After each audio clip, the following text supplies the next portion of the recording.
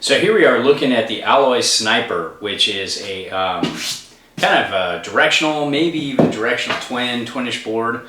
You can see, you know, the nose is a little longer than the tail, but you can also see it's just traditional camber. You can see there's a big bit of camber right underfoot, and it's got a nice snappy poppy flex. But even though it's a little bit thinner than your average board that I have, most of the boards that I'm looking at over to the right of me actually run a little bit thicker. So this is kind of like a lighter guy's aggressive riding old school camber board.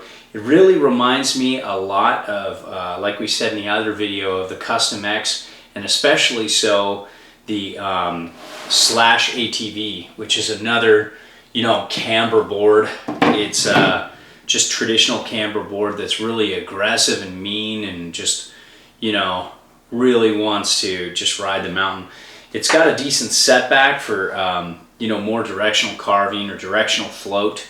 But, you know, from what little bit of powder I had, I found that this is just like every old school camber board. They just, you know, like these all mountain boards, the nose wants to go down. You really have to know how to keep your speed and plane on the snow at all times, and then you can have fun.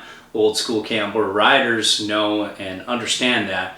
However, personally, I've become accustomed to that forgiving, easy floating nature that a lot of you know, hybrid rocker boards with a little bit of, that do something to help the board float easier, just seem to be a little more fun for me and for the vast majority of people out there.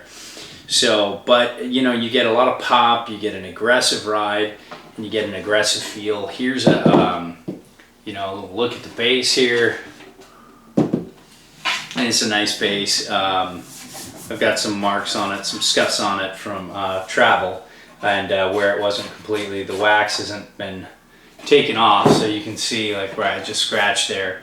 That's no defect, and this is made in, you know, this is, as they say, proudly handmade with Swiss engineering in Tunisia.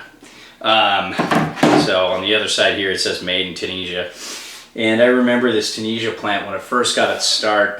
They had some pretty rocky roads, but nowadays the construction is really solid there. And so Nidecker's Tunisia plant is putting out a lot better of a board than it first did when it started. They had a lot of errors. Now they're really kind of almost on par with everybody else out there. So all in all, you know, the Alloy Sniper is just not really for everybody out there. It's definitely a board for the, you know, lighter, aggressive carver who loves a lot of pop, but it's got a lot of consequence, and it's got a lot of limitations in terms of being a forgiving ride and, you know, good float and powder. But if you know what you want and you're looking for like a really aggressive groomer board, this could be the call.